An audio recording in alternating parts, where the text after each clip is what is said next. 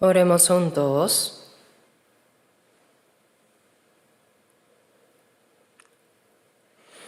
Nuestro Dios Padre misericordioso que nos amas. Nosotros estábamos lejos de ti, viviendo en pecado. Éramos tus enemigos, dignos de recibir tu ira y juicio por nuestras malas obras.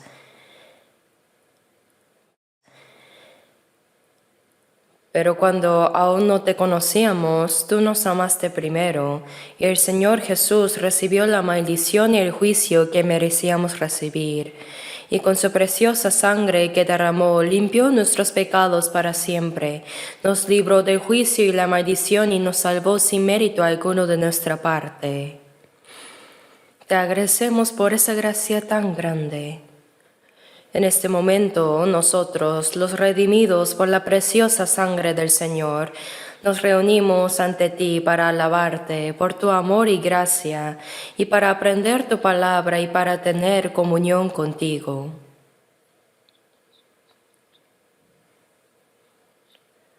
Creemos que en este momento también estás presente entre nosotros. Cuida a cada uno de nosotros y sosténnos con tu poderosa mano. Y si hay alguien entre nosotros que todavía no ha comprendido verdaderamente el amor de Dios, abre su corazón y guíale para que pueda entender este grande y maravilloso amor y gracia de Dios y recibir por fe la vida eterna y la esperanza. Señor, levanta a cada uno de nosotros como personas completas en Cristo y guíanos para que podamos estar sin vergüenza ante la gloria del Señor, que regresará muy pronto. Creemos que, Señor, tú estás con todas nuestras iglesias en todo el país y con nuestras iglesias en todo el mundo y con todos los hermanos que guardan la fe y predican el Evangelio a pesar de las dificultades. Creemos que tú nos ayudas con el poder de la palabra y del Espíritu Santo. Te pedimos que obres para que el Evangelio sea predicado a muchas almas que aún están perdidas, para que ellas puedan ser salvadas.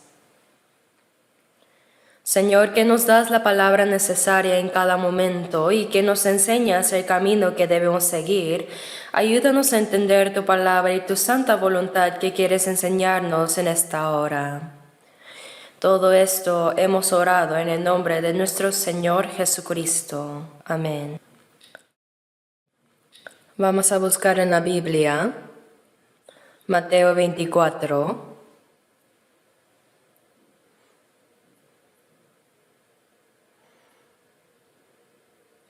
Mateo 24.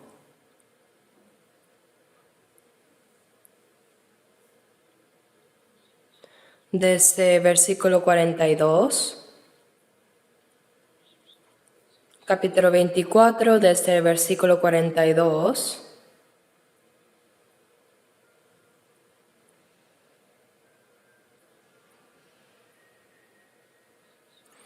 Hasta el 44, se los leo.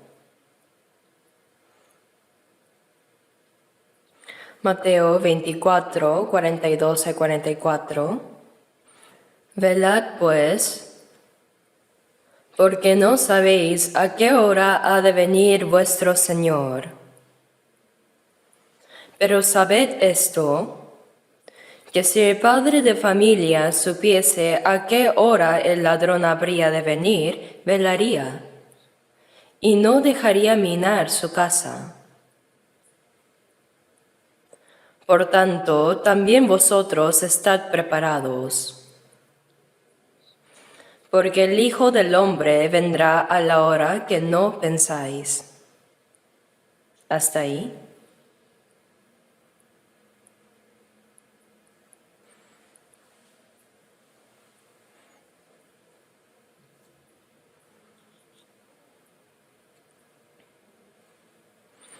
Ayer, algunos ancianos, diáconos y yo visitamos a la inauguración de la iglesia de Tonghe, que está muy lejos de aquí.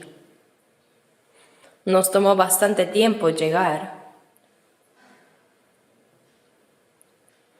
en Tonghe han construido un nuevo templo y muchas personas están evangelizando juntos. Dicen que hay 18 iglesias nuestras en la provincia de Gangwon. Antes había pocas iglesias en esa región, pero ahora cada vez hay más. Y muchas personas están siendo salvadas y las iglesias están trabajando activamente para predicar.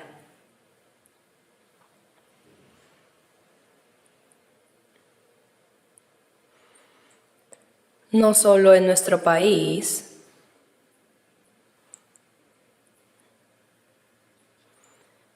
sino que en todo el mundo hay muchos peligros políticos, militares y ambientales. Al ver todo eso, sentimos más profundamente que el día de la segunda venida del Señor está muy cerca. En Marcos 13:29 Jesús dijo: «Cuando veáis que suceden estas cosas, conoced que está cerca a las puertas». Tanto en el Antiguo como en el Nuevo Testamento hay muchas referencias sobre la segunda venida de Cristo. Todas las demás profecías en la Biblia ya se han cumplido con precisión. Y ahora lo único que queda es el regreso del Señor. La segunda venida del Señor será el día en que termine la obra de la salvación de Dios y el día en que juzgará a todas las personas de esta tierra. Sabemos que ese final está muy cerca. Por eso hoy quiero hablarles sobre la segunda venida de Jesús.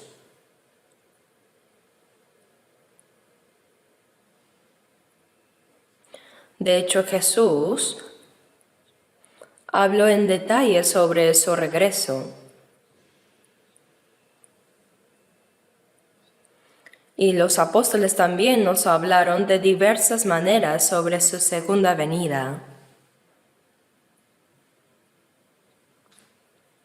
En la palabra que hemos leído, Mateo 24:42 dice: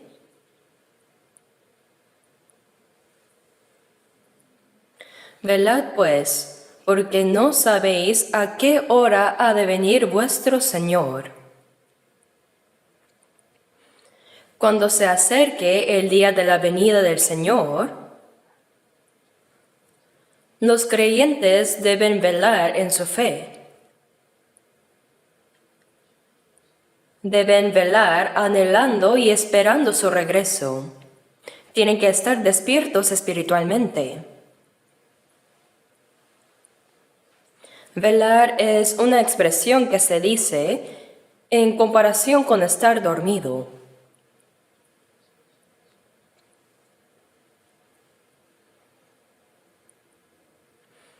Los cristianos salvos que han recibido la nueva vida y que tienen la esperanza eterna, ahora deben llevar una vida cristiana despierta ante los ojos de Dios. Por eso dice: «Velad pues, porque no sabéis a qué hora ha de venir vuestro Señor». A pesar de que es seguro que el Señor vendrá de nuevo, del día y la hora nadie sabe. El Señor dijo que ni los ángeles del cielo ni el Hijo lo saben, ni siquiera Jesús lo sabe. Solo el Padre lo sabe, porque está en el plan de Dios. Pero en la Biblia, Dios nos ha mostrado varias señales de que ese día está cerca.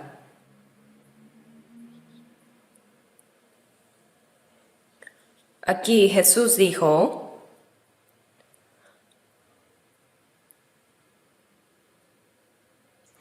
«Porque no sabéis a qué hora ha de venir vuestro Señor».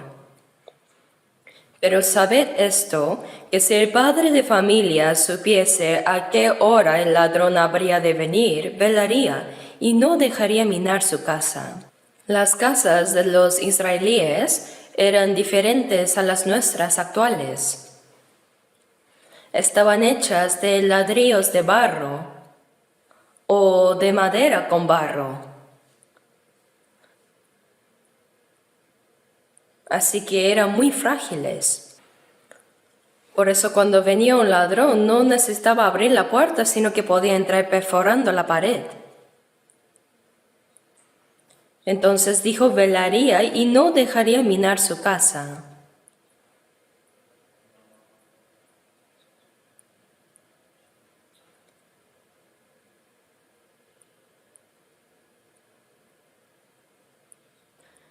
Si el dueño de la casa supiera a qué hora vendría el ladrón, parece que había muchos ladrones en aquel tiempo. El ladrón no avisa cuándo vendrá. No avisa que vendrá tal día a tal hora, sino que viene cuando la gente está profundamente dormida en la madrugada. Así de repente, los ladrones perforan la casa. Entran y a veces dañan a las personas y se llevan los objetos de la casa.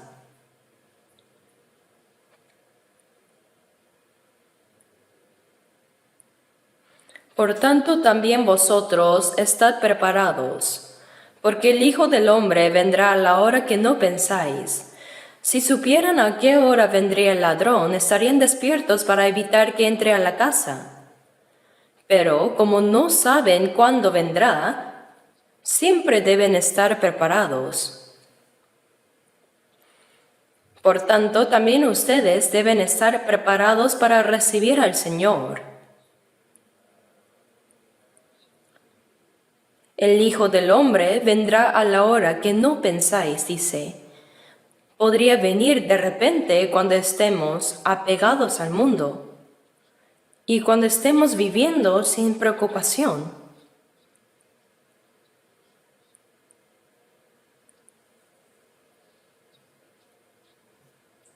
Ahora realmente podemos saber que el día del regreso del Señor está cerca a través de varias señales. Hay muchas señales de la segunda venida en la Biblia. Entonces veamos brevemente Mateo 24:3. Mateo 24, versículo 3. Mateo 24:3 dice, y estando él sentado en el monte de los olivos, los discípulos se le acercaron aparte diciendo, dinos, ¿cuándo serán estas cosas y qué señal habrá de tu venida y del fin del siglo?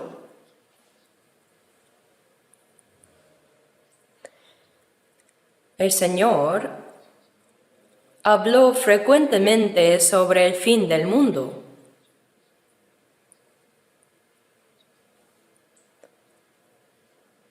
Cuando los discípulos estaban con Jesús en el monte de los olivos, durante el día Él enseñaba a muchas personas en el templo de Jerusalén o afuera, mientras que por las noches estaba en el monte de los olivos tranquilamente con sus discípulos, orando y a veces durmiendo bajo el rocío. Así que dice, y estando él sentado en el monte de los olivos, los discípulos se le acercaron aparte diciendo, dinos, ¿cuándo serán estas cosas? Anteriormente Jesús había hablado sobre la destrucción de Jerusalén y de Israel. El templo de aquella época antes del año 586 a.C., que Salomón había construido, fue quemado y destruido por Babilonia. Y después de 70 años de cautiverio en Babilonia, regresaron a Israel según la promesa de Dios. Entonces un hombre llamado Zorobabel lideró la reconstrucción del templo. Ese templo era muy humilde comparado con el anterior. Pero más tarde, cuando Roma gobernaba Israel, el rey Herodes, enviado por Roma, amplió este templo de manera impresionante para ganarse el favor de los judíos. Así que el templo en tiempos de Jesús tardó 46 años en construirse. De verdad era muy magnífico. Este templo fue construido principalmente con piedras talladas, pero Jesús dijo que no quedaría piedra sobre piedra que no fuera derribada. Esto sorprendió a los discípulos, pues la destrucción de Jerusalén significaba la destrucción de Israel. Por tanto, los discípulos debían estar temerosos y curiosos. ¿Cuándo serán estas cosas?, preguntaron. ¿Cuándo será la destrucción del templo, es decir, la destrucción de Jerusalén? ¿Y qué señal habrá de tu venida y del fin del siglo?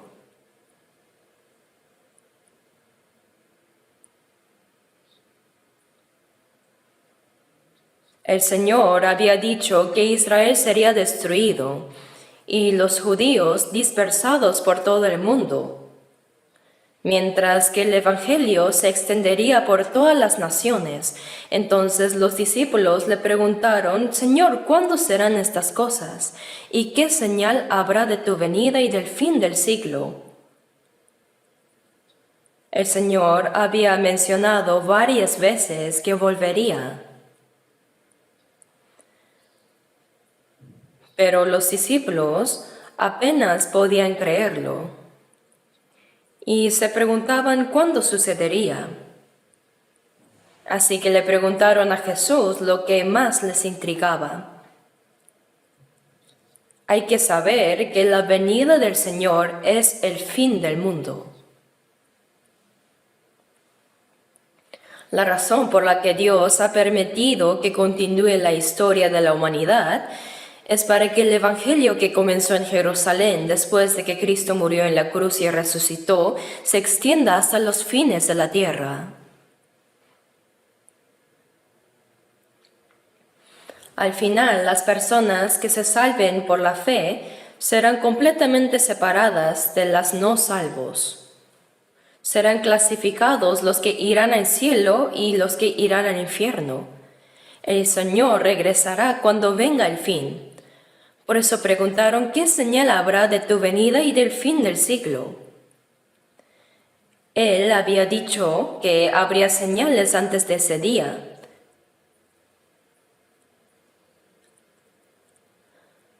Cuando sentimos el cálido aire de primavera y vemos brotar las flores,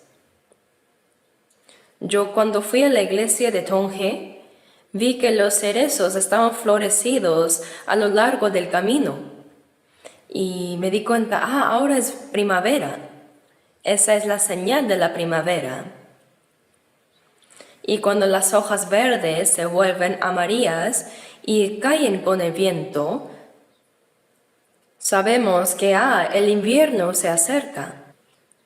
Es decir, podemos predecir eventos futuros viendo lo que está sucediendo ahora. Por eso el Señor dijo que antes de su regreso no vendría de repente sin señales, sino que habrá varias. Ellos le preguntaron: ¿qué señales habrá antes de ese día? Esto es algo que también nos intriga mucho, ¿verdad? Así que Jesús respondió de varias maneras. En Mateo 24:7 dice: porque se levantará nación contra nación y reino contra reino, y habrá pestes y hambres y terremotos en diferentes lugares, y todo esto será principio de dolores. Entre varias señales, las naciones lucharán entre sí. Este es un conflicto ideológico. Incluso en nuestro país, aunque somos del mismo pueblo, debido a la ideología, las personas bajo el régimen comunista de Corea del Norte y nosotros en el mundo libre no podemos coexistir, por lo que hemos tenido guerras y aún estamos en un estado de alta tensión, ¿verdad? Sí, las naciones luchan entre sí. Esto ocurre no solo en nuestro país, sino en muchas partes del mundo. También se levantará reino contra reino. Se refiere a las guerras entre las naciones. Existe la amenaza de guerra. Muchas personas murieron debido a la Primera y Segunda Guerra Mundial. Y si estalla la última guerra, no será una guerra en un país, sino de todo el mundo. Entonces, no solo muchas personas morirán, sino que terminará la historia de la humanidad. Según la Biblia, como sabemos, la última guerra será nuclear.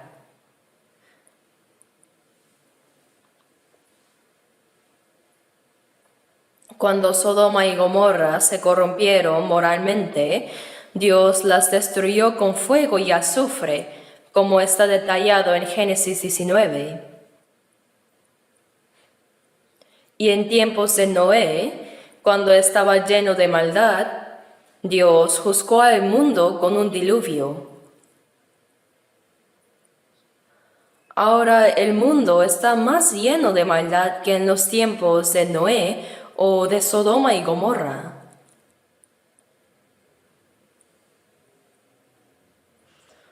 Realmente solo queda el juicio final de Dios.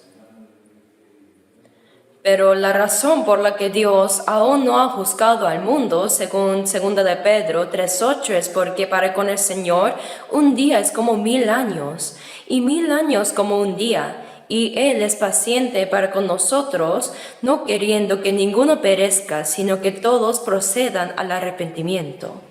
Dios está esperando pacientemente que más almas no salvas reciban la salvación. Pero aunque Dios espera con paciencia, también tiene un límite.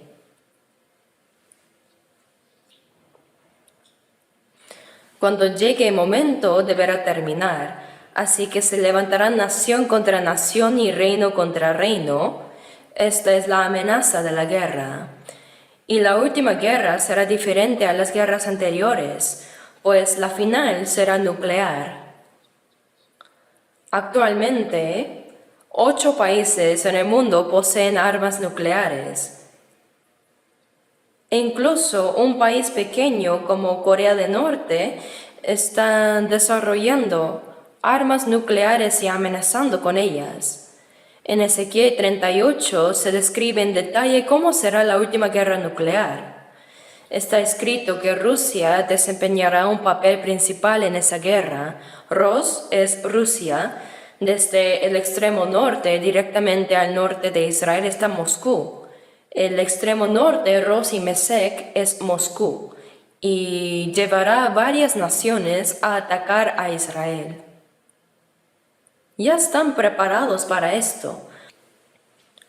Las naciones que estarán al frente cuando Rusia vaya a atacar a Israel están exactamente como se menciona en la Biblia.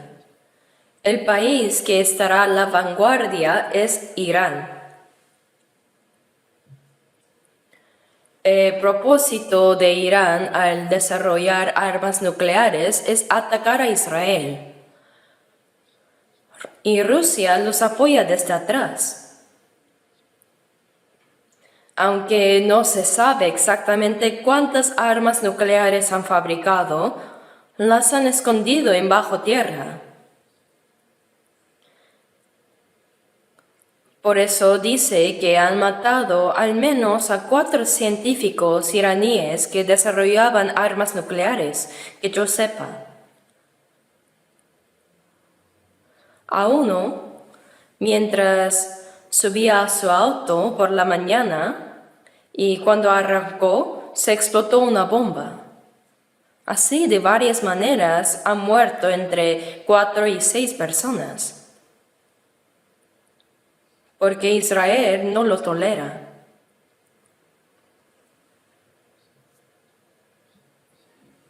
Ahora los países que liderarán cuando Rusia vaya a atacar a Israel ya están completamente preparados, literalmente como dice la Biblia.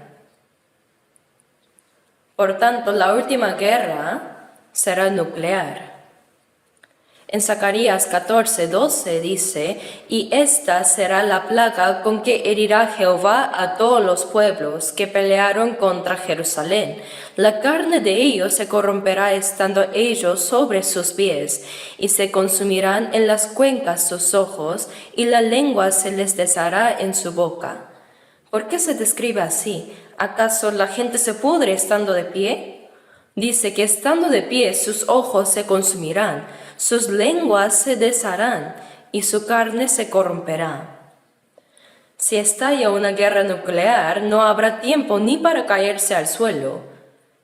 Simplemente se derretirán en el acto. Puesto que están detallados sobre la guerra nuclear en la Biblia, no podemos dudar de ello. La guerra nuclear definitivamente ocurrirá.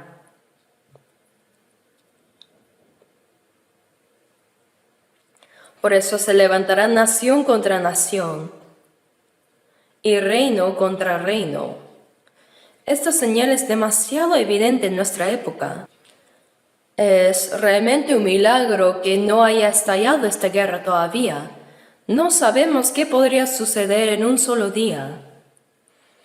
Corea del Norte constantemente amenaza con convertir a Corea del Sur en tierra de fuego y hacerlos pedazos. No lo dice solo con palabras, ¿no? Aunque ellos no puedan hacer otras cosas, son expertos en fabricar armas nucleares. Quizás con la tecnología proporcionada por Rusia.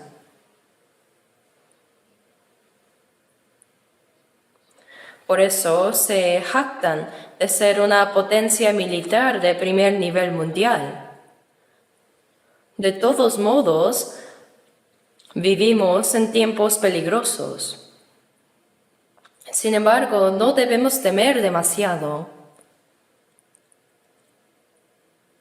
La guerra nuclear ciertamente ocurrirá. Cuando estalle una guerra nuclear en cualquier lugar o momento, eso será el fin del mundo. Pero antes de que llegue ese día, el Señor vendrá. Así como antes de la destrucción de Sodoma y Gomorra, Dios sacó a Lot y a sus 2 hijas, y como en el juicio del diluvio salvó en el arca a Noé y su familia, en total a 8 personas, de igual manera, antes del juicio final por el fuego, el Señor nos salvará. En Isaías 50:11 dice, He aquí que todos vosotros encendéis fuego y os rodeáis de teas. Andad a la luz de vuestro fuego y de las teas que encendisteis. Entrarán en el fuego que ellos mismos encendieron y allí perecerán. La humanidad morirá por las bombas que ella misma creó. Sin embargo, antes de que llegue ese día, el Señor volverá. Esa será la segunda venida de Jesucristo en el aire. Así como Enoc fue llevado antes del diluvio, y como Lot y sus 2 hijas fueron guiados fuera de Sodoma, ciertamente el Señor vendrá a llevarnos. En 1 Tesalonicenses 1:10 se menciona que cuando el Señor regrese nos librará de la ira venidera. Jesús vendrá para salvarnos de ese juicio final que vendrá sobre el mundo.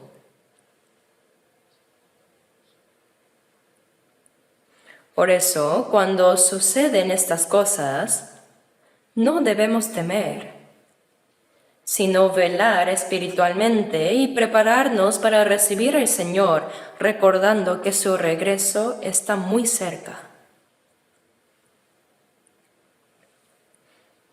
Y en Mateo 24, versículos 7 y 8 dice: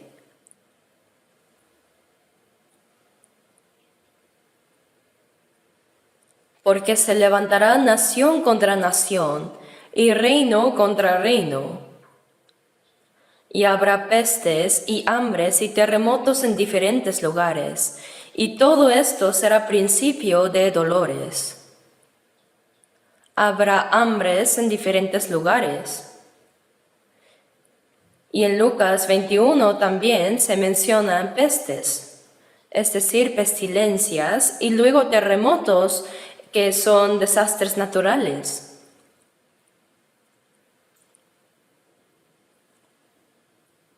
Aunque siempre ha habido terremotos desde el siglo XX, comenzaron a incrementarse dramáticamente. Y ahora ocurren tantos en un solo año que muchísimas personas mueren a causa de ellos. Recientemente en Myanmar hubo un terremoto de magnitud 7.7, por lo cual muchas vidas murieron. Sabemos que habrá señales de terremotos aún más grandes en diversas partes del mundo. Es cierto. En cuanto al hambre, es lo que llamamos escasez. Aunque siempre ha habido hambrunas, ahora debido a la contaminación del aire y el cambio climático, los árboles se están secando. Y las cosechas no dan fruto. Por eso muchas personas mueren de hambre, mientras que por el contrario nosotros comemos en exceso, que hacemos dietas e intentamos no comer. Pero hay incontables personas que no tienen qué comer. Hay hambres y cambios climáticos en diferentes lugares. Estos problemas no tienen posibilidad de ser solucionados previsiblemente. Y como dice Lucas 21, además del hambre, habrá pestes, es decir, pestilencias. Aunque también hubo epidemias en el pasado, como el virus ébola o la peste negra, por estas pestes, sí, muchos se murieron, pero la pandemia de COVID-19 que experimentamos recientemente fue diferente, ¿no? No fue algo localizado, sino que se extendió por todo el mundo en un instante. Pero esto parece ser solo un tráiler de lo que podría venir.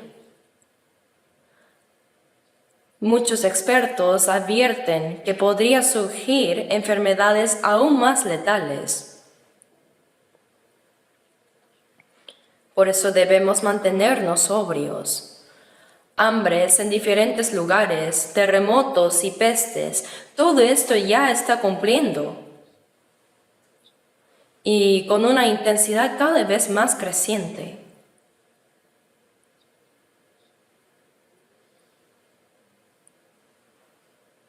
Dice, todo esto será principio de dolores.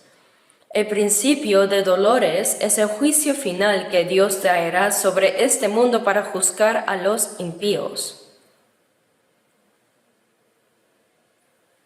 Y debemos entender que esto ya ha comenzado en nuestra generación. Será principio de dolores. Luego en el versículo 11 dice que muchos profetas se levantarán y engañarán a muchos. Esta es otra señal importante que se aumentarán muchos falsos profetas. Aunque ya existían en los tiempos del Antiguo Testamento, hoy en día hay una cantidad impresionante. Muchos de ellos se levantan y engañan a tanta gente. ¿Se han preguntado cuántos podrían ser? Lo curioso es que ninguno de ellos se presenta como falso. Ellos mismos dicen que son verdaderos. Algunos son herejías absurdas, pero otros se presentan de manera muy piadosa, incluso fingiéndose ser santos, tal como el mismo Satanás se disfraza como ángel de luz. Por eso en Mateo 7:21 dice: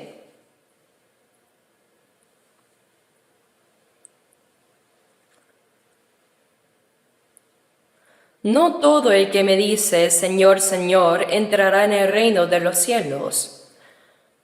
Aparecen muchos profetas falsos que claman Señor, Señor, y engañan a muchas personas. Hoy en día hay muchísimas iglesias, denominaciones, pastores, y todos parecen muy fervorosos.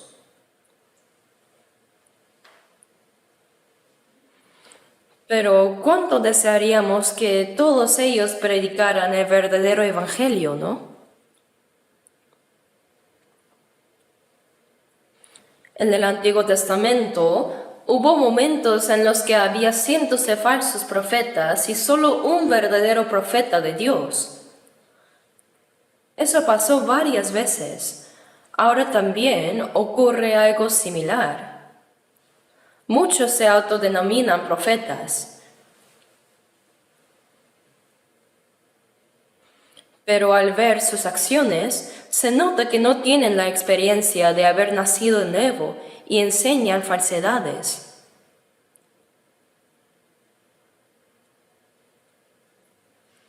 Aparentan ser santos y hacer buenas obras, pero son hipócritas. Abundan los falsos creyentes, y por eso es tan difícil encontrar hoy en día a alguien que verdaderamente predique el Evangelio de Dios. En Corea del Sur hay muchísimos cristianos, y vivimos en una época en la que el cristianismo se ha difundido por todo el mundo. Sin embargo, lo extraño es que es sumamente difícil encontrar a alguien que de verdad ha nacido de nuevo.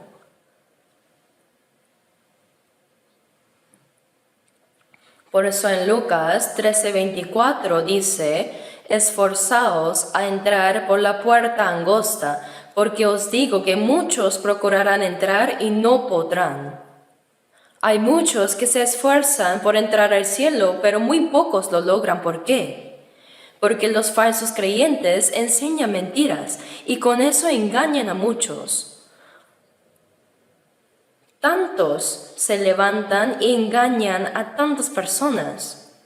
Como son muchos, la gente piensa que eso es verdad.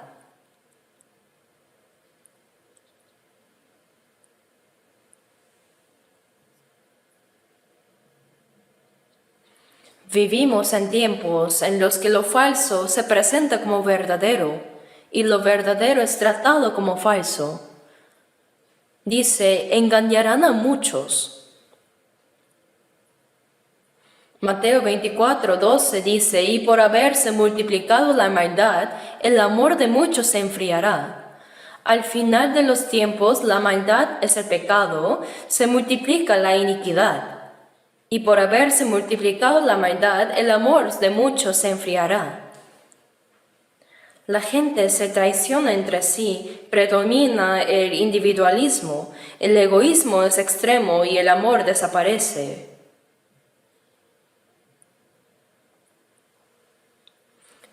Leamos ahora Mateo 24, versículo 14.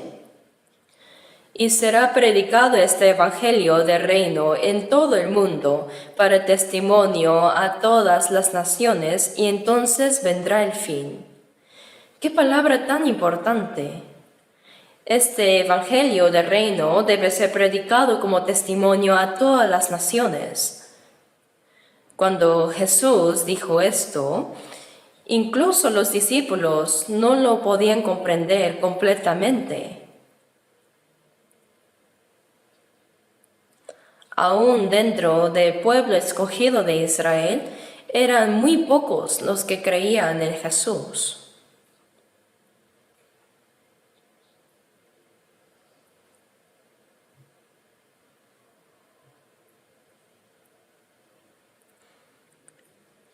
Pero, ¿qué ha pasado más de 2000 años después de que Jesús dijo estas palabras? El Evangelio ha sido predicado en Jerusalén, en Judea, en Samaria y hasta lo último de la tierra, llegando a todo el mundo. En los tiempos de Jesús usaba la Biblia escrita en hebreo, es el idioma del pueblo de Israel. El Antiguo Testamento se escribió mayormente en hebreo y algunas partes en arameo. Y el Nuevo Testamento, por su parte, fue escrito en griego, ya que era la época de la influencia helénica. Pero ahora, ¿quién entendería si habláramos en hebreo o griego antiguo? Para que el Evangelio sea predicado en todo el mundo, tiene que ser traducido a las lenguas de cada país. Actualmente se ha traducido a 3.686 dialectos. Esa es la cifra anunciada oficialmente. En otras palabras, ya ha sido traducido a todos los idiomas necesarios para alcanzar el mundo entero, y será predicado este Evangelio del Reino en todo el mundo. El Evangelio ya ha sido predicado hasta lo último de la tierra. Así que cuando dice, y entonces vendrá el fin, se refiere a la segunda venida del Señor y el cumplimiento de la última obra del Evangelio. Sin duda fuimos salvos en la última era que Dios determinó y estamos viviendo en un tiempo donde el regreso del Señor está más cerca que nunca. No hay duda de ello, es completamente cierto. Todas las señales que debían cumplirse antes de su venida ya se han cumplido, entonces, ¿qué más queda?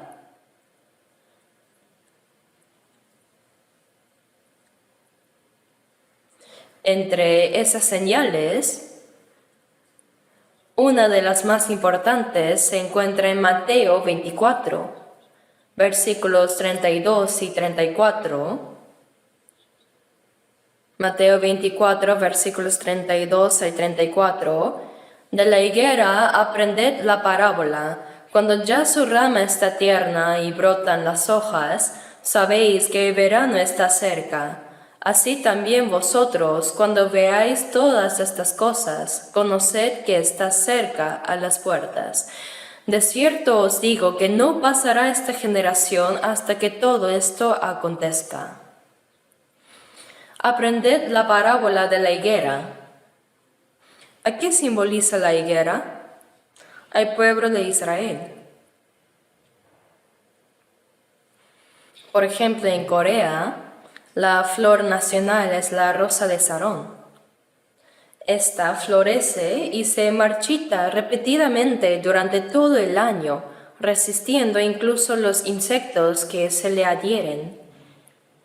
Así, Corea ha sido un país que ha soportado muchas dificultades y ha sobrevivido como esa flor. De igual manera, para Israel, el árbol que lo simboliza es la higuera. ¿Y por qué la higuera? Es porque no tiene flores visibles. Pero cuando uno abre un higo, el interior es rojo, así que algunos dicen que sus flores están escondidas dentro del fruto.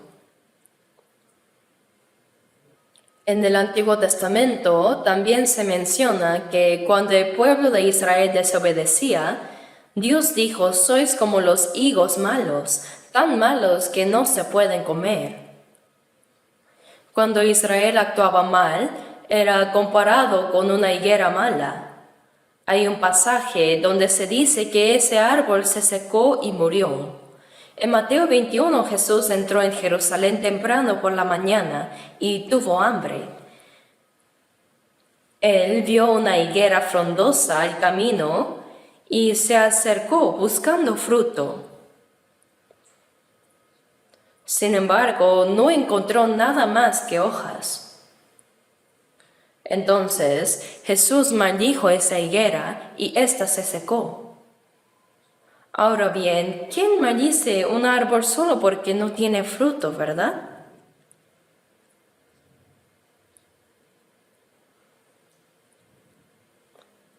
Recuerdo que antes leí en un libro de Bertrand Russell, un filósofo, titulado ¿Por qué no soy cristiano?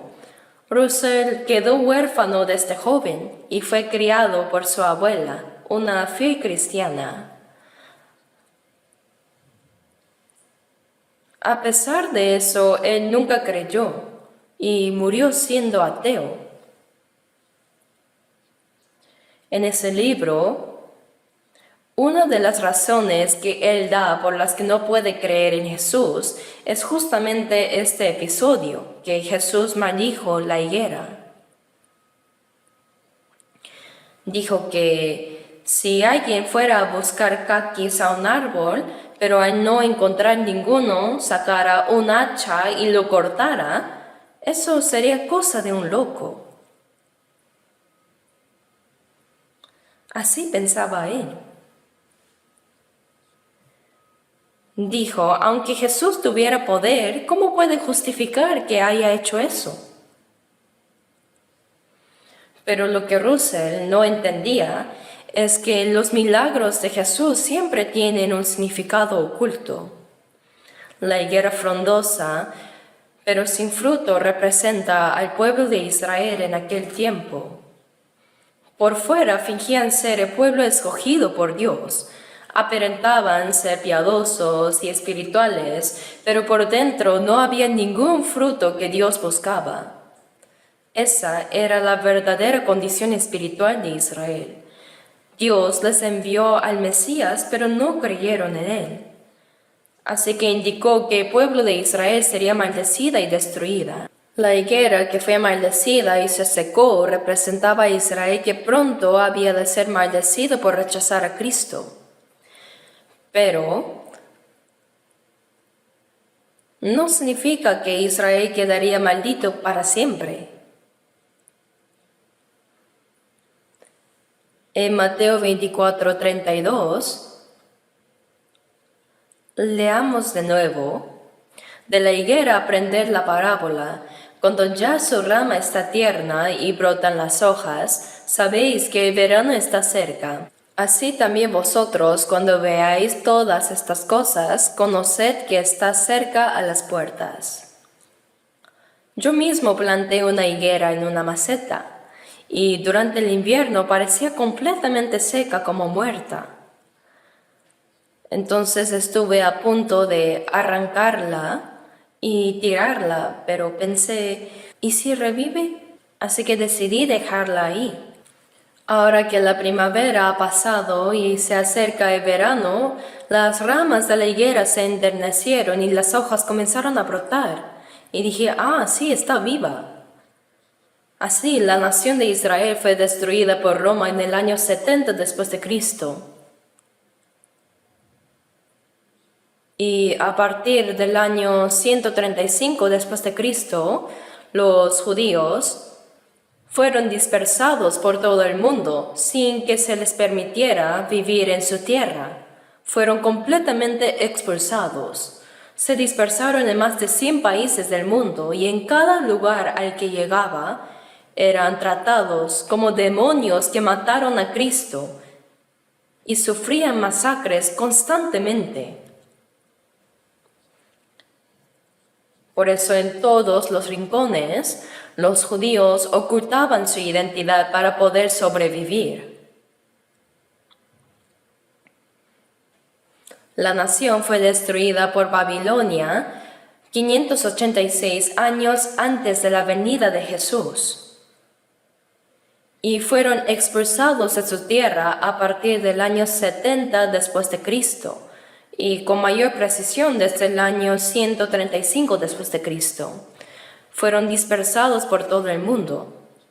Y durante 2000 años, ¿dónde estaban? Su nación desapareció, pero ese pueblo que había dejado de existir por 2000 años regresó a esa tierra. Pero esa tierra de Canaán, donde vivían los israelíes, y la región del Medio Oriente ya estaban ocupadas por aquellos que adoraban a Alá. Mahoma inventó un falso dios llamado Alá que decía que era el Dios verdadero y se proclamó profeta de Alá. Y mucha gente lo siguió.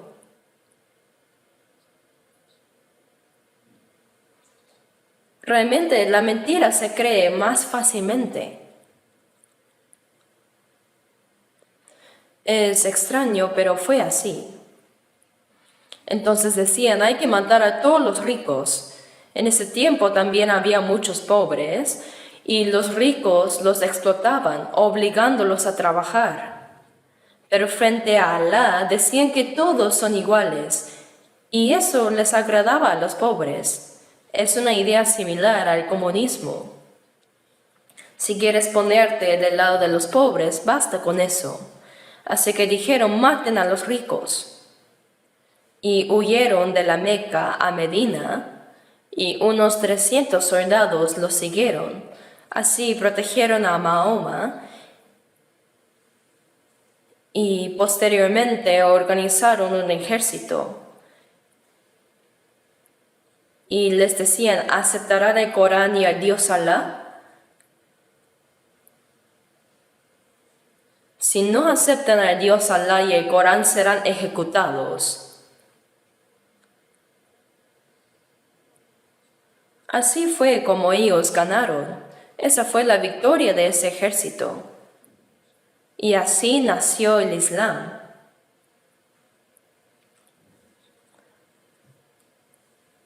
Hoy en día,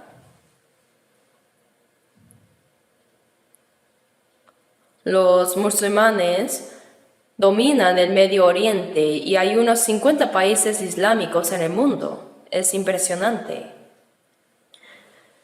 Entonces el pueblo de Israel fue completamente dispersado y esa tierra fue ocupada por musulmanes que adoraban a Alá. Pero ¿cómo es que el pueblo de Israel pudo reunirse de nuevo, entrar en esa tierra, derrotar a las poderosas fuerzas árabes que adoraban a Alá y arrebatar esa tierra para convertir el desierto en tierra fértil y fundar una nación? Imagínense eso. Es algo con menos de 1% de probabilidad. Pero la Biblia dijo que cuando el Evangelio sea predicado hasta lo último de la tierra, Israel será restaurado. Cuando la rama de la higuera está tierna y brotan las hojas, eso significa que Israel está siendo restaurado. Sabed que el Hijo del Hombre está cerca a las puertas. Ese pueblo que estuvo destruido y desaparecido por más de 2000 años, de repente se independizó en nuestra época el 14 de mayo de 1948. Y en cada una de las 4 guerras de Medio Oriente, ese pequeño país venció a las poderosas fuerzas árabes y establecieron una nación. El número total de judíos en el mundo no llega ni a 20 millones. Probablemente ni siquiera alcanza la población del área metropolitana de Corea del Sur. Sin embargo, ellos presionaron a las fuerzas árabes del Medio Oriente, establecieron una nación y se convirtieron en una potencia económica mundial.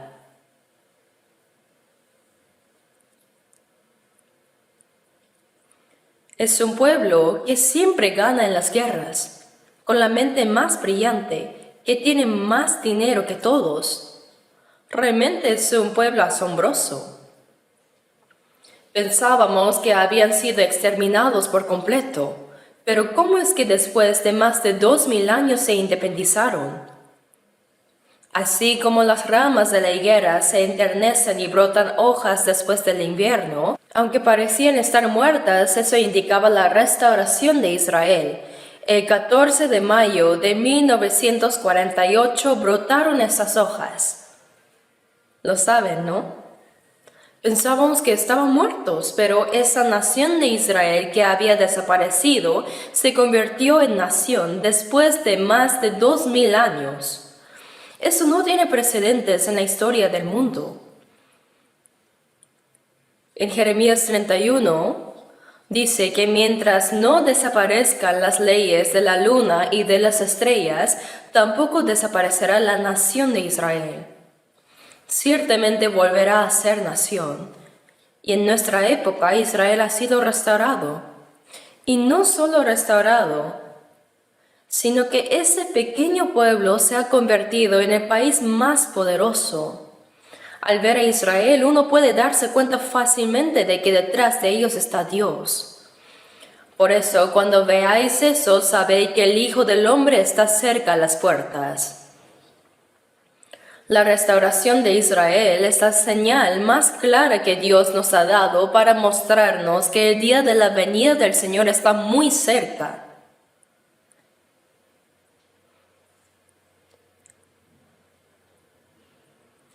Y en Mateo 24 versículos 34 y 35 dice: de cierto os digo que no pasará esta generación hasta que todo esto acontezca. El cielo y la tierra pasarán, pero mis palabras no pasarán. La expresión antes que pase esta generación no se puede definir como unas pocas décadas. No se puede fijar cuántos años dura una generación, pero lo claro es que cuando los hombres de esa época aún estén vivos. Pilato entregó a Jesús para que fuera crucificado, pero él había defendido 3 veces a Jesús. ¿Por qué queréis crucificarlo si es inocente? Pero los judíos obstinadamente clamaban: crucifícale. Y lo amenazaron diciendo: si no lo crucificas, también tú eres uno de ellos, eres rebelde contra César. Pilato también era un cobarde. Si el pueblo de Israel protestaba o provocaba una revuelta, Roma llamaría de regreso a Pilato, acusándolo de mala gestión política. Así que pensó: sí, está bien, quieren que mate a un inocente, lo haré. Pero se lavó las manos delante de ellos, diciendo: inocente soy de la sangre de este justo. ¡Ay a vosotros! Y respondieron: claro, su sangre sea sobre nosotros y sobre nuestros hijos. O sea, desde su propia generación hasta sus descendientes, por casi 2000 años. El precio de la sangre por haber matado al Cristo inocente recaería sobre ellos. En Mateo 23:36, Jesús dijo: todo esto vendrá sobre esta generación. Se refiere a la generación en que estaban vivos los que mataron a Jesús. Mientras esas personas aún vivían, Jerusalén fue destruida. Así también, cuando Jesús dijo que no pasará esta generación hasta que todo se acontezca, se refiere a que el Señor vendrá mientras estén vivos los hombres que vieron la restauración de Israel. ¿Qué época es esa? Es la nuestra. Hasta hace apenas unas pocas décadas, el Estado de Israel no existía en la tierra.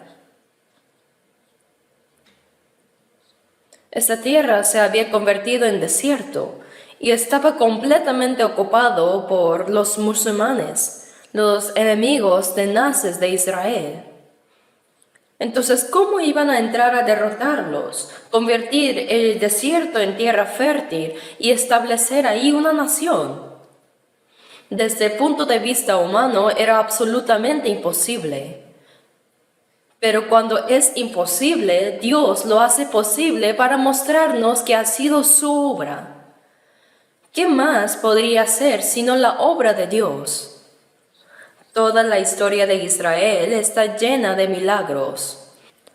Cuando pecaban eran completamente destruidos, pero no podían ser destruidos eternamente, pues si no dirían que Dios está muerto.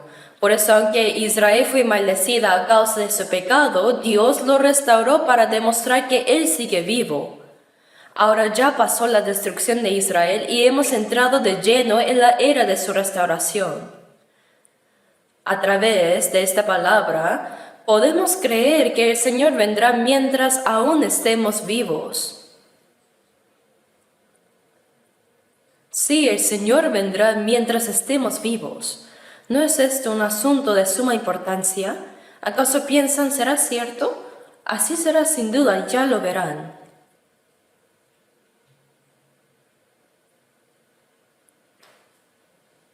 El Señor podría venir incluso hoy. Y si no viene hoy, quizás mañana. Y si no este año, entonces el próximo. Hay una razón por la que aún no ha venido. Hay dos razones. Una, como muchos cristianos, aunque ya han sido salvos, no están viviendo correctamente, el Señor les da una pequeña oportunidad para que puedan vivir de manera recta. Pero si no entienden eso y siguen viviendo según su propio parecer, eso no está bien. El Señor nos da una oportunidad para que vivamos para Él. Y en cuanto a aquellos que aún no son salvos, ¿no dice 2 Pedro 3 que para el Señor un día es como 1000 años y que Él es paciente, no queriendo que ninguno perezca, sino que todos procedan al arrepentimiento? Y tener entendido que la paciencia de nuestro Señor es para salvación, dice. Esa es la razón por la que el Señor no ha venido todavía, pero incluso el tiempo que Dios espera tiene un límite. Creo que vivimos en una época en la que podemos recibir al Señor estando vivos.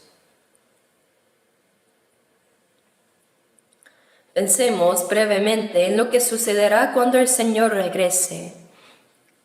Leamos 1 de Pedro 1. 1 de Pedro capítulo 1,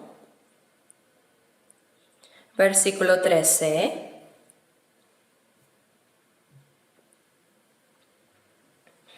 Leamos juntos el versículo 13.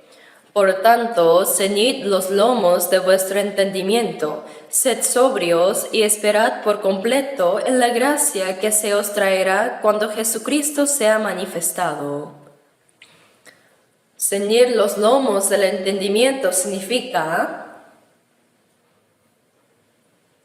Es como una persona que va a salir de viaje, se viste, se ciñe el cinturón y se calza los zapatos.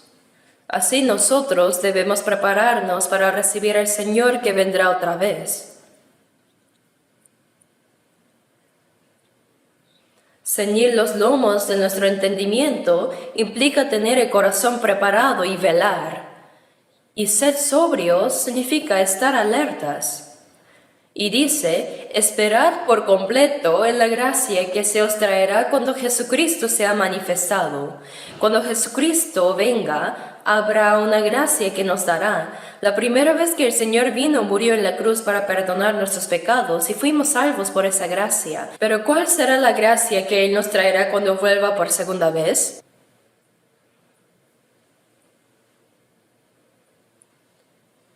Hay una gracia que nos dará en ese momento. Lo poco que hayamos hecho y vivido para el Señor será recompensado con una gracia inmensamente grande. Esa es gracia.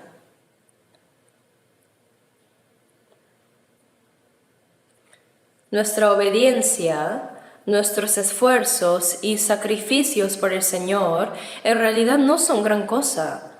Pero en comparación, la recompensa que el Señor nos dará será demasiado grande y eterna.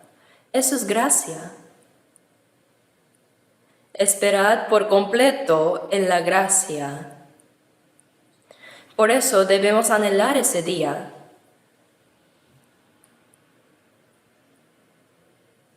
Hebreos capítulo 3 está adelante antes de Santiago, Hebreos 10.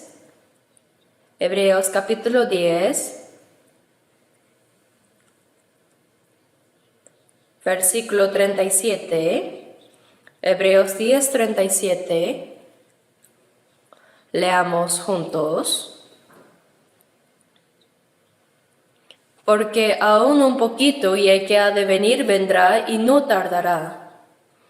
Dice que dentro de un poquito. Pero uno podría pensar, hace tiempo que le dijo eso y aún no ha venido.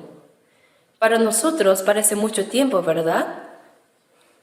Pero para Dios, como dice en Salmos 90, versículo 4, 1000 años son como el día de ayer que pasó y como una de las vigilias de la noche. Pasa muy rápidamente. Para Dios, 1000 años son como un solo día y un solo día como 1000 años. Así que desde la perspectiva de Dios es aún un poquito. Él prometió: el que ha de venir vendrá y no tardará. El regreso del Señor es una promesa segura, sin falta se cumplirá.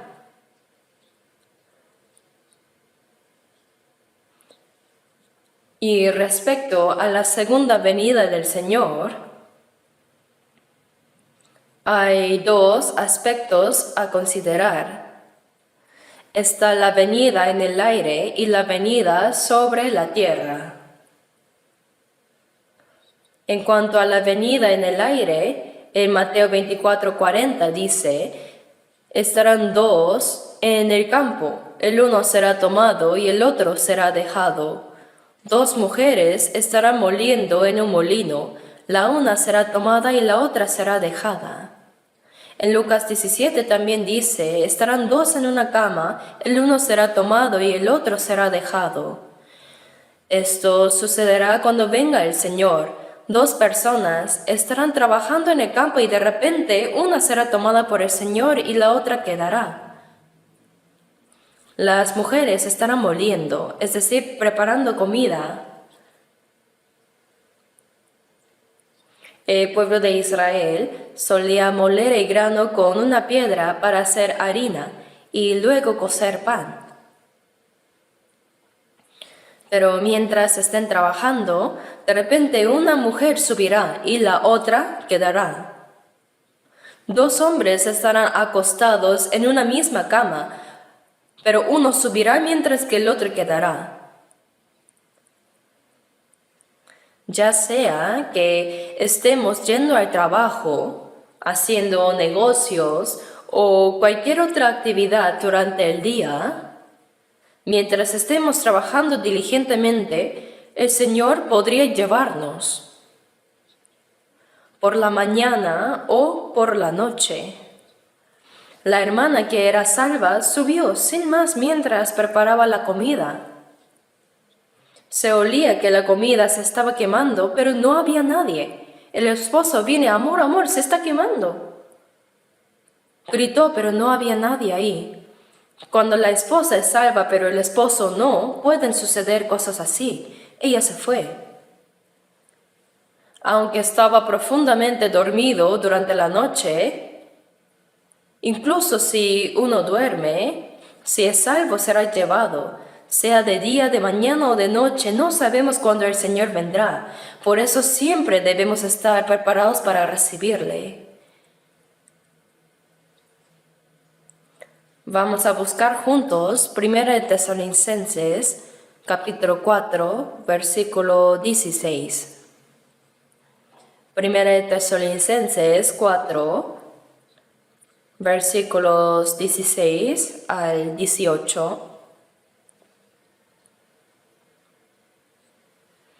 1 Tesalonicenses 4, desde el versículo 16. Porque el Señor mismo, con voz de mando, con voz de arcángel y con trompeta de Dios, descenderá del cielo, y los muertos en Cristo resucitarán primero. Luego nosotros, los que vivimos, los que hayamos quedado, seremos arrebatados juntamente con ellos en las nubes para recibir al Señor en el aire, y así estaremos siempre con el Señor. Por tanto, alentaos los unos a los otros con estas palabras. Aquí dice que el Señor mismo descenderá del cielo con voz de mando, con voz de arcángel y con trompeta de Dios. Esto se refiere a la segunda venida en el aire. Se oirá la voz temible de los ángeles y la trompeta de Dios.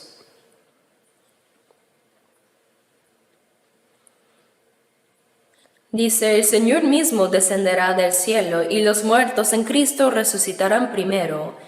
Son aquellos que murieron habiendo recibido la salvación en Cristo. Ellos resucitarán primero. Los salvos que han muerto, sus almas están en el paraíso, mientras que sus cuerpos están en la tumba.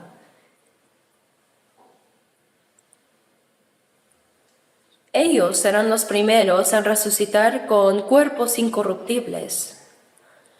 Luego, nosotros, los que aún vivimos en esta tierra, seremos arrebatados juntamente con ellos en las nubes para recibir al Señor en el aire, y así estaremos siempre con el Señor.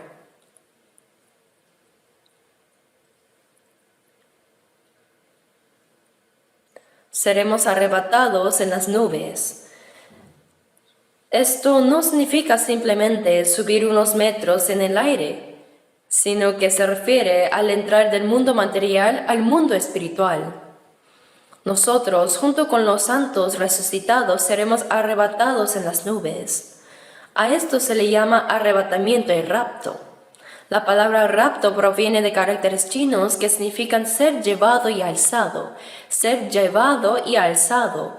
Cuando el Señor venga, los que estemos vivos seremos transformados en un instante. ¿Cómo? Seremos transformados a la semejanza del cuerpo glorioso del Señor.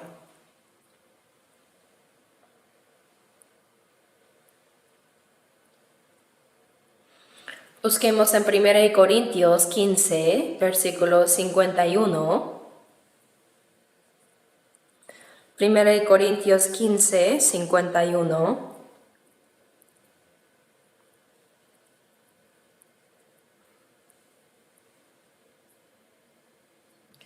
Versículos 51 y 52.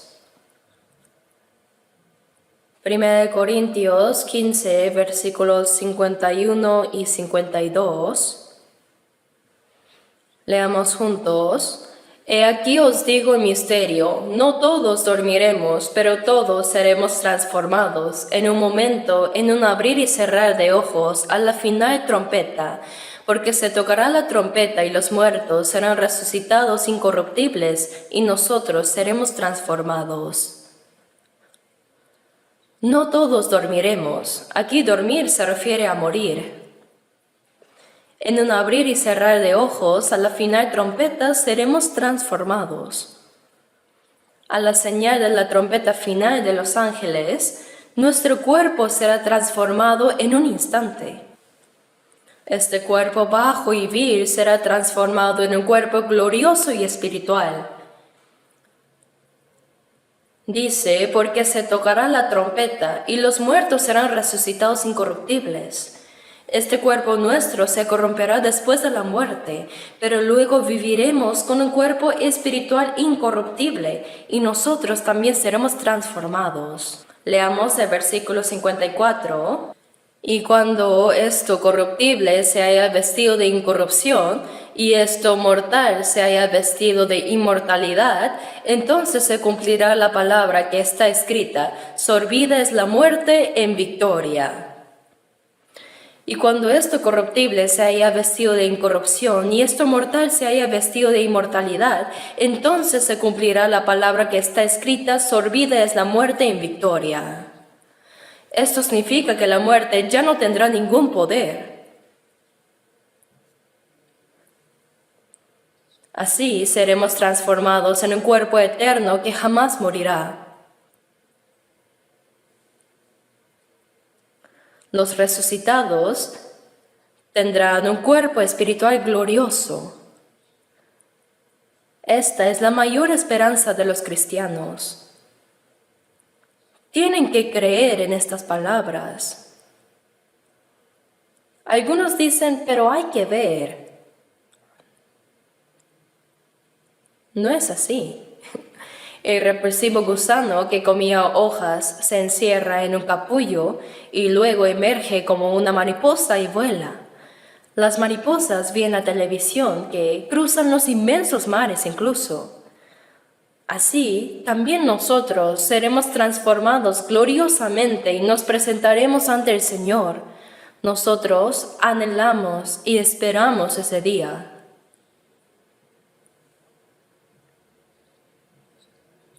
Busquemos también en 1 Tesalonicenses 1, versículo 10. 1 Tesalonicenses 1, 10.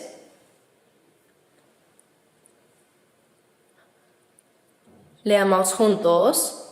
Y esperar de los cielos a su Hijo, al cual resucitó de los muertos, a Jesús, quien nos libra de la ira venidera.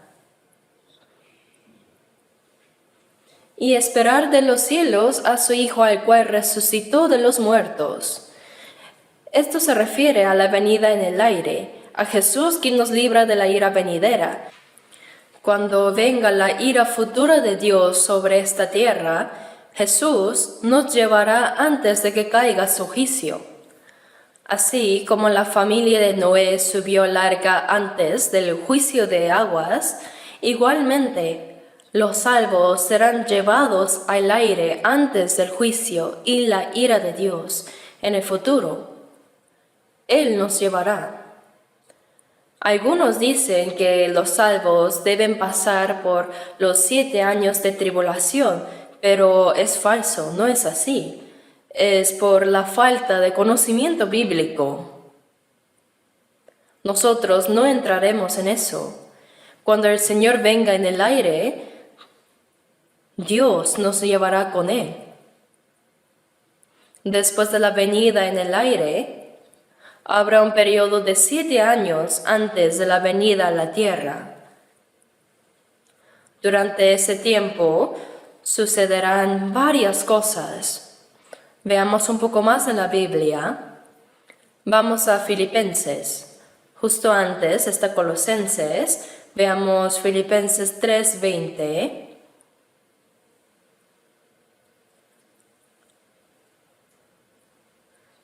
Veamos Filipenses capítulo 3, versículos 20 y 21.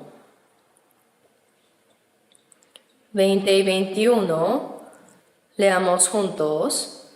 Mas nuestra ciudadanía está en los cielos, de donde también esperamos al Salvador, al Señor Jesucristo, el cual transformará el cuerpo de la humillación nuestra, para que sea semejante al cuerpo de la gloria suya, por el poder con el cual puede también sujetar a sí mismo todas las cosas. Nuestra ciudadanía está en los cielos. ¿Qué tal les parece esta palabra? Los que nacen en Corea tienen la ciudadanía coreana desde su nacimiento. Somos coreanos con confianza. Y el país tiene la responsabilidad de protegernos y rescatarnos en tiempos de dificultad. Del mismo modo, los salvos son ciudadanos del reino de los cielos. Así que somos ciudadanos con doble nacionalidad. Nuestro cuerpo físico vive en esta tierra, por lo que tenemos la ciudadanía terrenal, pero nuestra alma es ciudadana del cielo. La ciudadanía de esta tierra es temporal y terminará algún día. Sin embargo, la ciudadanía celestial es eterna y gloriosa. Nuestra ciudadanía está en los cielos, de donde también esperamos al Salvador, el Señor Jesucristo. El Señor vendrá para llevarnos a ese reino, a un reino eterno. Él vendrá a salvarnos, a llevarnos de este mundo lleno de sufrimiento. Eso también es la salvación final. Por eso, en Romanos 8, versículo 23, dice la redención de nuestro cuerpo. Nosotros esperamos ese día. Dice, por el poder con el cual puede también sujetar a sí mismo todas las cosas. El Señor creó y gobierna todas las cosas con su palabra. Dice, el cual transformará el cuerpo de la humillación nuestra para que sea semejante al cuerpo de la gloria suya. Este cuerpo bajo y vil será transformado en un cuerpo glorioso como el del Señor, en un cuerpo espiritual. como un gusano repugnante se convierte en mariposa, anhelamos ese día. Esta es la mayor esperanza del cristiano, ¿verdad? Debemos anhelar y esperar ese día. Veamos también Colosenses, después de Filipenses, está Colosenses 3, versículo 4. Colosenses 3, versículo 4, leamos juntos. Cuando Cristo vuestra vida se manifieste, entonces vosotros también seréis manifestados con Él en gloria. Cuando Cristo vuestra vida se manifieste, es decir, en su segunda venida, entonces vosotros también seréis manifestados con Él en gloria. También entraremos en la gloria del Señor, con un cuerpo glorioso como el suyo. Es difícil entender cuán maravillosa será esa gloria, ¿no? ¿Se entiende o no? No, ¿verdad? Pero lo sabremos allá. Entonces diremos, wow, nada, por más bueno que sea en este mundo, no se puede comparar ni siquiera con una millonésima parte del cielo. Es otra dimensión.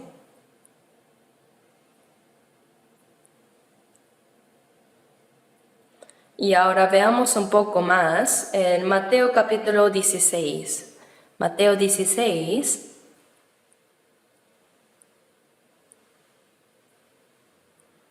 Mateo 16, desde el versículo 28, 26, versículo 28.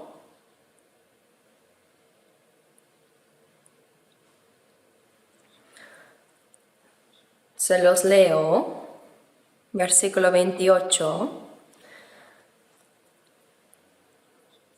De cierto os digo que hay algunos de los que están aquí que no gustarán la muerte hasta que hayan visto al Hijo del Hombre viniendo en su reino.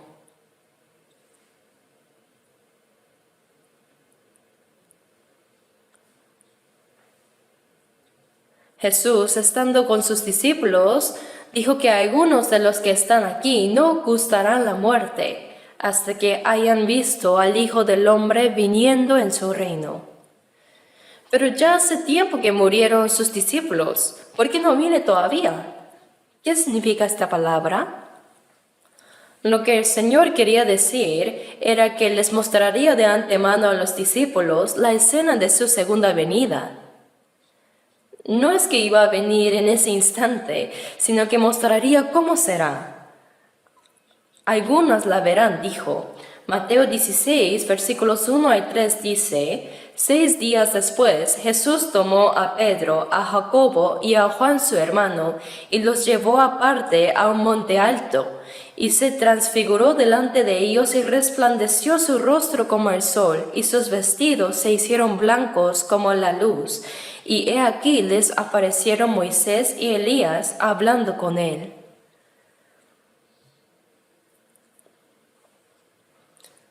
Dice, 6 días después, Jesús tomó a Pedro, a Jacobo y a Juan su hermano, y los llevó aparte a un monte alto,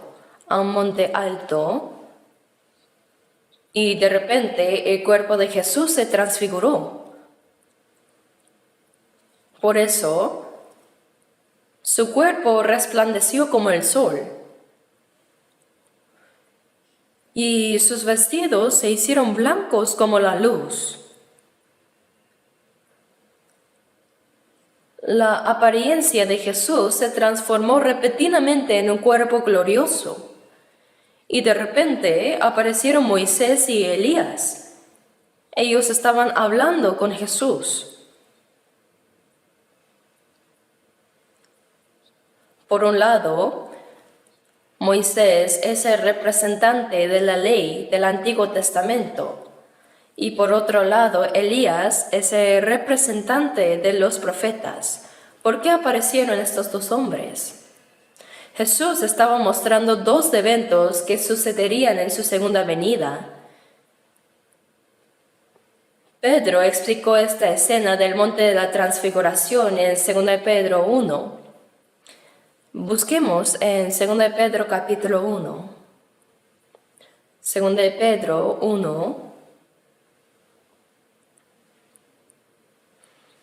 versículos 16 al 18. Desde el versículo 16 se los leo.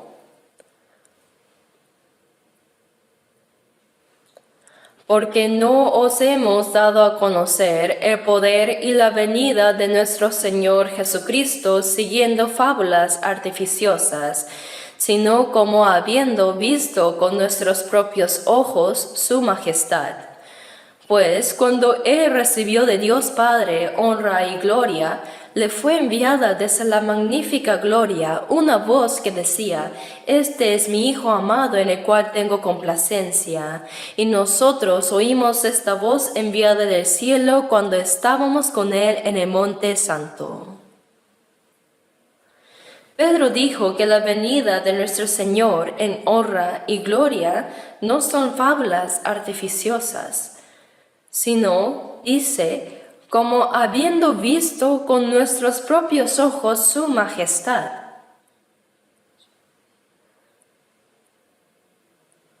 Él afirmó: vimos con nuestros propios ojos la gloria del Señor en su venida. ¿Cuándo fue eso? En el monte de la transfiguración, en el monte alto. Esa escena fue una prefiguración de su venida en gloria. Cuando se oyó: Este es mi Hijo amado en el cual tengo complacencia, y nosotros oímos esta voz enviada del cielo cuando estábamos con Él en el monte alto. Esa transfiguración de Jesús en verdad fue una visión de su segunda venida. Pedro lo vio de antemano. Dios mostró por un momento lo que sucederá en el futuro.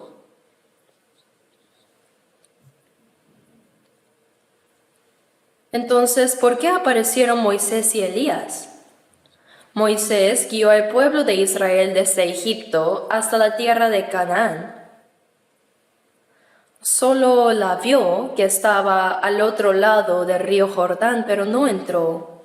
Él murió antes de entrar en ella en el monte Nebo. Y Elías, en cambio, caminó con Dios, hizo el trabajo de Dios y fue llevado vivo al cielo. Moisés representa a los que mueren en Cristo y son resucitados para encontrarse con el Señor. Y Elías representa a los que estarán vivos y serán arrebatados al encuentro del Señor sin ver la muerte. Así Moisés y Elías representan a los creyentes salvos en la segunda venida del Señor.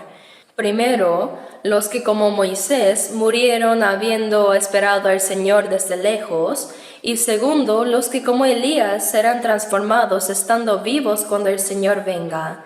Nosotros pertenecemos a este segundo grupo como Elías, seremos arrebatados estando vivos. Hoy el tiempo ha pasado muy rápido, así que nos quedamos aquí y luego sigamos viendo más sobre la segunda venida de Jesús. Oremos juntos. Nuestro Dios Padre misericordioso,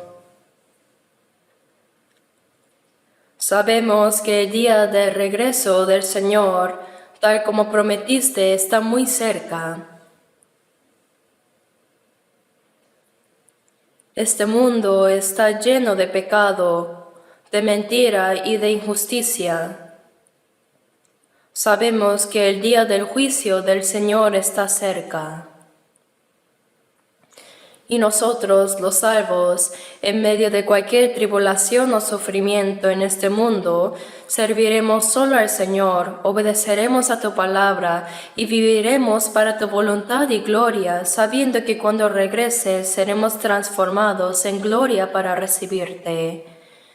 Señor, en medio de esta gloriosa esperanza que nos has dado, no dejes que nuestros corazones se desvíen hacia las vanidades del mundo, ni que vivamos conforme a los deseos de la carne, sino dirige todas nuestras vidas para que podamos vivir correctamente, obedeciendo y anhelando la venida del Señor que nos salvó para tu gloria. En el nombre de nuestro Señor Jesucristo oramos. Amén.